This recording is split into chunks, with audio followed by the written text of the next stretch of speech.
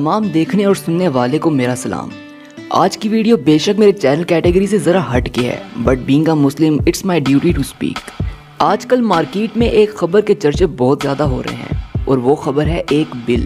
جی ہاں، بل، لیکن یہ کوئی گیس کا یا بجلی کا بل نہیں، بلکہ ایک ایسا بل ہے جو کہ اگر نافذ ہو جاتا ہے تو اسلام قبول کرنا ایک جرم بن سکتا ہے۔ سن کے لگا نا دھچکا، مجھے بھی لگا تھا۔ مذہبی اقلیتوں کی جبری مذہب کی تبدیلی کے نام پر ایک بل بنایا گیا ہے جو اس وقت اسلامی نظریاتی کونسل اور وزارت مذہبی امور کے زیر غور ہے، جسے پڑھ کر معلوم ہوتا ہے کہ اگر اس بل کو قانون بنا دیا گیا تو اسلام قبول کرنے پر پاکستان میں پابندی لگ جائے گی اور اسلام کی تبلیغ کرنے والے مجرم ٹھہریں گے۔ مختصراً بتاتا چلوں کہ اگر اس قانون کو لاگو کیا جاتا ہے تو ایک تو کوئی بھی 18 سال سے کم عمر اسلام قبول نہیں کر سکے گا، اور دوسرا 18 سال سے بڑا کوئی شخص بھی آسانی سے اسلام قبول نہیں کر سکے گا، کہ اس کے لیے کچھ ایسی سخت شرائط لگا دی گئی ہیں کہ اسلام قبول کرنا ناممکن تو نہیں ہے لیکن مشکل ضرور بن جائے گا۔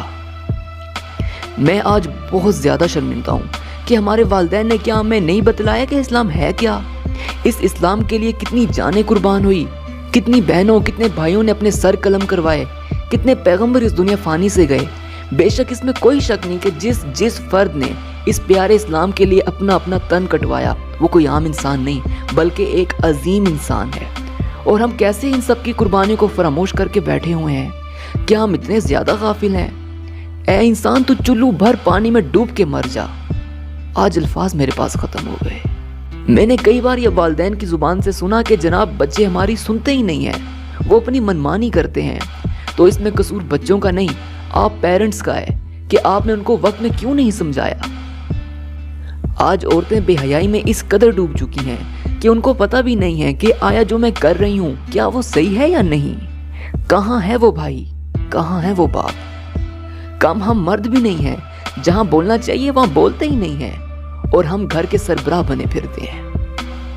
جو بندہ بھی اس ویڈیو کو دیکھ رہا ہے، ایک بات بتاؤ کہ اگر خدا نخواستہ آپ کی آج آنکھیں بند ہو جاتی ہیں تو روز حشر کیا عذر ہوگا؟